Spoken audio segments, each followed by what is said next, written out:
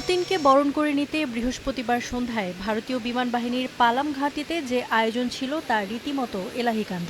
কেবল ঘনিষ্ঠ মিত্রদের বেলায়ই এমন আড়ম্বরপূর্ণ আনুষ্ঠানিকতা দেখায় নয়াদিল্লি।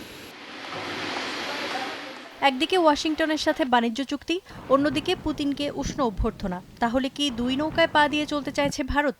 আর তাই যদি হয়, নয়াদিল্লি কি পারবে একসাথে দুই কূল রাখতে? প্রশ্ন উঠছে। রাশিয়ার সাথে সখ্যতার কারণেই মার্কিন শুল্কের খড়গ পড়ে ভারতের ওপর। আগে থেকে তো 25% শুল্ক ছিলই। মস্কোর কাছ থেকে অপরিশোধিত তেল কেনায় নতুন করে নয়াদিল্লির ওপর আরও 25% শুল্ক আরোপ করেন ট্রাম্প। তারপর কিছুটা শীতল ছিল দুদেশের সম্পর্ক। পরে গত অক্টোবরে নতুন এক 10 বছর মেয়াদী কাঠামোয় সম্মত হওয়ার মাধ্যমে আবার স্বাভাবিক হতে শুরু করে দুদেশের সম্পর্ক।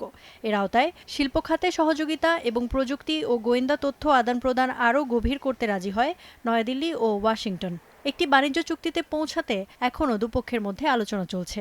ভারতকে যথেষ্ট সতর্ক থাকতে হবে, বিশেষ করে যেহেতু যুক্তরাষ্ট্রের সাথে বাণিজ্য চুক্তি নিয়ে এখনও সমঝোতা হয়নি। কেউ চায় না বর্তমান জটিল পরিস্থিতিতে নতুন করে কোনো অস্বস্তিকর কিছু যোগ হোক।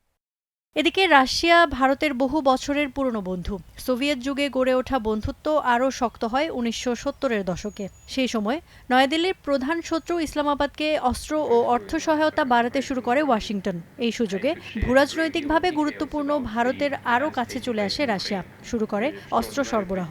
স্টকহোম ইন্টারন্যাশনাল পিস রিসার্চ ইনস্টিটিউটের তথ্যমতে গত 4 বছরে রাশিয়ার কাছ থেকে ভারতের অস্ত্র কেনা কমলেও মস্কো এখনও দেশটির প্রধান সামরিক সরবরাহকারীর অবস্থানে রয়েছে। এসব রুশ সামরিক সরঞ্জামের বড় অংশই কেনা হয়েছে ভারতের প্রতিপক্ষ হিসেবে থাকা চীনের দিকে নজর রেখে। কারণ রাশিয়া চীনেরও ঘনিষ্ঠ অংশীদার, আবার পাকিস্তানের অস্ত্রশস্ত্রের প্রধান উৎসগুলোর একটি বেইজিং। তাছাড়া চীনের সাথেও ভারতের দীর্ঘদিনের সীমান্ত উত্তেজনা রয়েছে। তাই রাশিয়ার সাথে সম্পর্ক জোরদার করে পশ্চিমা বিশ্ব ও চীন দুপক্ষের প্রতিই ভারতের বার্তা, তাদের বিকল্প আছে। তেল আর অস্ত্রের বাইরে এটা এক ধরনের কূটনৈতিক কৌশল। এর মাধ্যমে বেইজিং ও ওয়াশিংটনকে ভারত দেখাতে চাইছে যে দিল্লির হাতে তৃতীয় বিকল্প আছে, আর এতে তার দর কষাকষির সুযোগ বাড়বে। গতকাল বৃহস্পতিবার স্থানীয় সময় বিকেলে ভারতে পৌঁছান রুশ প্রেসিডেন্ট ভ্লাদিমির পুতিন। 2 দিনের এই সফরে দুই নেতার মধ্যে আলোচনা হবে নানা ইস্যুতে।